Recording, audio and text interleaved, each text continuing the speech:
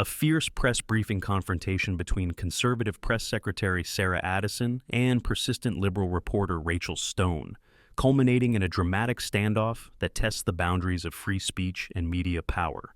Title: A Question Too Far.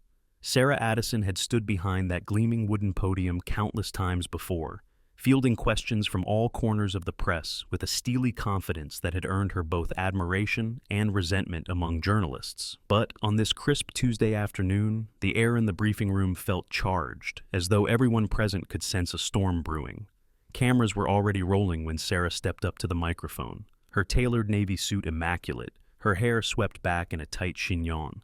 She began by reciting the administration's talking points for the day: updates on a new infrastructure bill, a brief mention of international trade agreements, and a promise to address concerns regarding the rising cost of health care.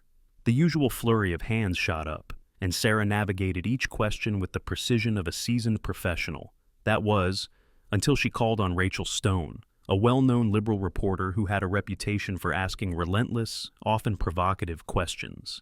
Rachel, wearing a sharp expression and gripping a battered notepad, wasted no time.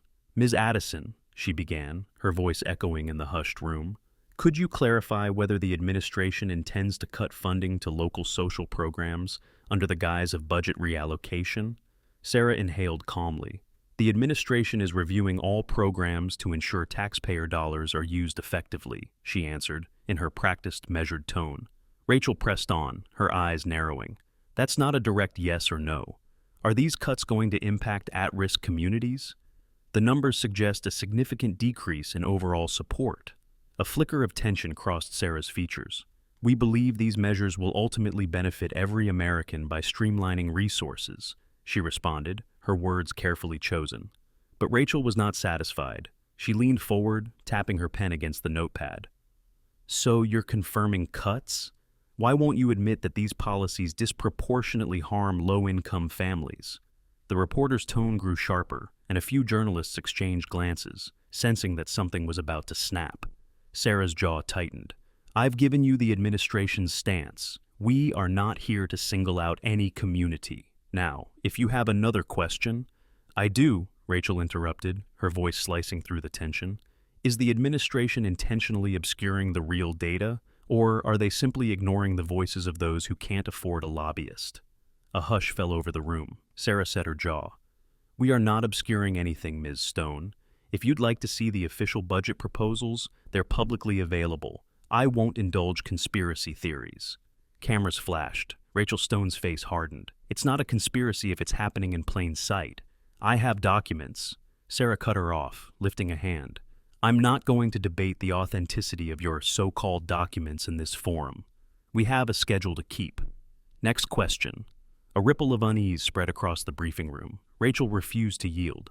"Why can't you provide a direct denial or confirmation about these cuts? You've dodged every time."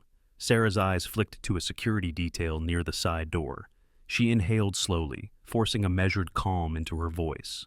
"Ms. Stone, we have a limited time, and there are other reporters with questions. I suggest you move on." Rachel ignored the hint. "So, you won't address the accusations that this administration is systematically defunding social safety nets?" she asked, raising her voice just enough to turn heads. A low murmur spread among the press corps, and Sarah knew she was at a crossroads. If she engaged further, she'd risk fueling Rachel's narrative. If she dismissed her, the optics would be disastrous. With her heart pounding, Sarah cleared her throat. "Ms. Stone, I've answered your question. Let's proceed." Rachel's pen tapped louder. "You haven't answered anything. You've sidestepped every point. The American people deserve transparency."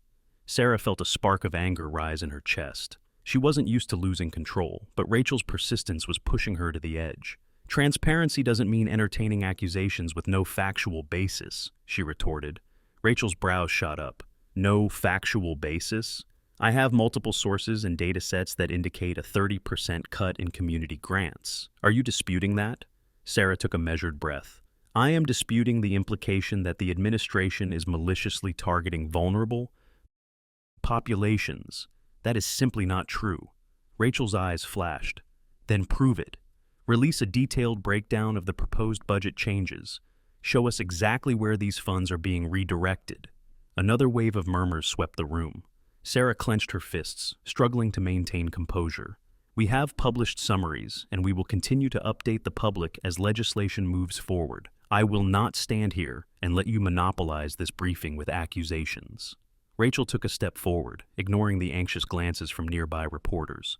It's not monopolizing, it's accountability. If you're so certain these cuts are harmless, why won't you provide immediate clarity? Sarah's voice tightened. Because we are still finalizing details, and certain aspects must go through congressional review. That is how the process works. Now, I'm going to take another question. She turned to acknowledge another reporter, but Rachel spoke again, her tone biting. So, you're hiding behind bureaucracy. Classic. A wave of tension gripped the room. Sarah's patience snapped. I will not tolerate disrespect in this briefing room, she said sharply. This is not a platform for grandstanding. If you have a legitimate question, ask it, but do not accuse me or this administration of malice without proof.